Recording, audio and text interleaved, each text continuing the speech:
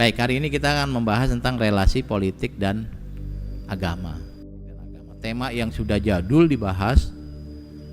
Ya, namanya juga belajar menafsirkan ya, kita mengulang lagi temanya ya. Baik, relasi agama dan politik. Muncul pertanyaan, apakah Islam mengatur masalah politik atau tidak? Nah, pertanyaan nih, Islam mengatur politik atau enggak? Saya mau voting di ruang ini. Yang A, Islam mengatur politik detail.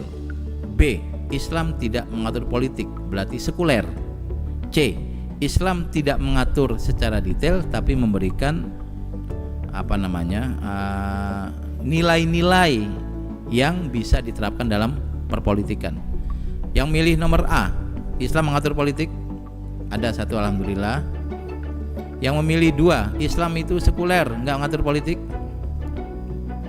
nggak berani ya. Oke. Yang ketiga, Islam itu tidak, banyak ternyata. Islam di 3 nih kampanye gitu. Islam 1, 2, 3 ini kampanye semua ini. Baik. Nah, dalam wacana relasi agama dengan negara atau politik itu 3 pendapat ini muncul. Yang pertama, Islam itu mengatur perpolitikan secara detail.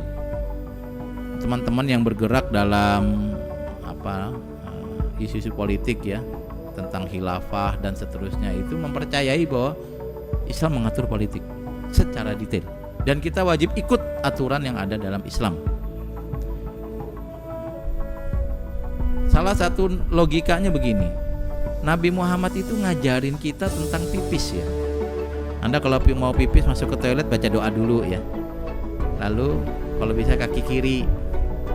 Setelah dari toilet baca doa, doanya apa itu? Ghufranaka alhamdulillahilladzi adzhaba annil adza wa afana. Nabi ngajarin cara makan. Ya gulam, kul biyamini, kalau makan tangan kanan. Samillah, baca bismillah dulu. Kul mimma yalik, makan jangan jauh-jauh. Lalu makanan yang halal haram dijelaskan secara detail. Masalah makan sama BAB aja diatur, masa politik nggak diatur? Masuk akal nggak itu? Ini kita makan aja diatur Nabi, detail. Boleh nggak makan tangan kiri? Nggak boleh. Kalau bisa tangan kanan. Kalau tangan kanan diperban, ya tangan kiri boleh.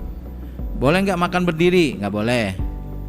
Tapi kalau nggak ada kursi, ya berdiri. Masa lesehan di bawah, nanti ketendang-tendang.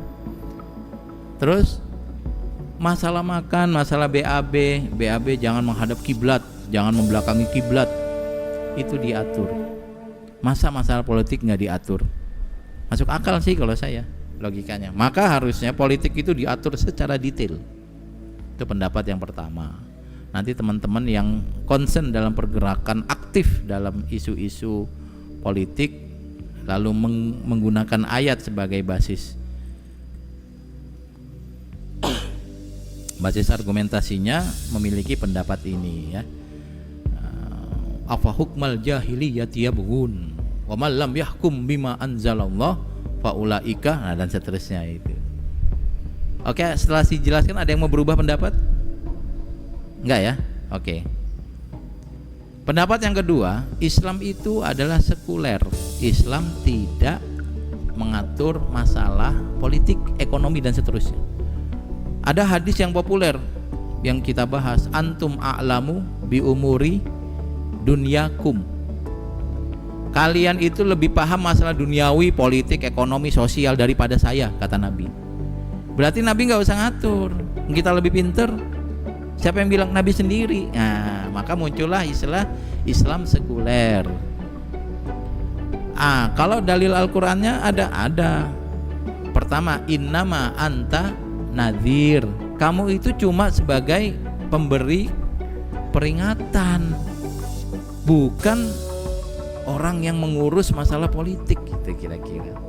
Ada lagi, wama alaina illal balagul mubin. Tugas kami para nabi itu cuma menyampaikan ajaran Islam, bukan menjadi pemimpin politik. Lalu realita nabi-nabi nggak semuanya jadi pemimpin politik. Nabi Isa nggak jadi pemimpin politik, Nabi Harun nggak jadi wazir ya, jadi apa namanya, jadi deputi atau jadi wakilnya Nabi Musa. Ada yang jadi pemimpin politik, ada Nabi Daud, Nabi Sulaiman, Nabi Yusuf, Nabi Muhammad sallallahu alaihi wasallam, kemudian Nabi siapa lagi, Nabi Musa termasuk ya. Tapi yang lain tidak ternyata. Nabi Isa enggak, Nabi Yahya enggak, Nabi Zakaria enggak. Nabi Zakaria sebagai pemuka agama.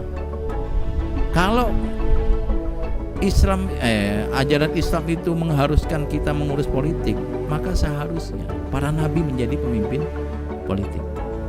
Oke. Masuk akal, menurut saya sih masuk akal. Ada yang berpindah pendapatnya dari 1-3 menjadi 2? Nggak ada ya. Ada yang berpendapat Islam sekuler? Ada. Salah satunya Ali Abdul Razik ya, dari Mesir.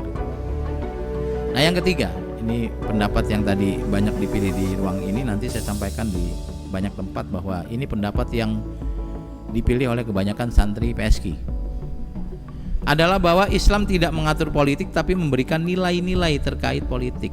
Islam tidak mengatur ekonomi tapi memberikan nilai-nilai terkait ekonomi. Artinya bahwa kita diberi kebebasan untuk menentukan sistem politik yang mau kita pakai, tetapi ada nilainya. Nilainya apa? Pertama, harus jujur, harus amanah, harus profesional, harus ikhlas. Kalau ikhlas ayatnya banyak ya. Wa ma as'alukum alaihi min ajr. Saya nggak minta upah kok menjadi guru agama. Ada lagi, ittabi'u man la yas'alukum ajron. Ikutlah orang yang tidak minta upah, wahum muhtadun. Tapi kalau orientasi uang, ittabi'u may yas'alukum ajran wahum dolun. Kalau orang yang ngapa-ngapain orientasinya uang, dia sesat. Maka pemimpin harus ikhlas, pemimpin harus amanah, siapapun itu. Ayatnya mana? Inna khaira man istajartal qawiyul amin. Itu Nabi Musa. Kalau Nabi Yusuf, Rabbi ja'alni ala khazainil ard inni hafidun alim. Nggak ada aminnya ya, tapi alim ya. Harus pintar berarti ya, profesional dan seterusnya. Ada yang berubah pendapatnya dari 1, 2 ke 3 setelah tahu? Nah, orang yang bertahu seperti ini, maka sistem politik itu kita yang mengatur. Cuma harus ada nilai-nilai Al-Quran.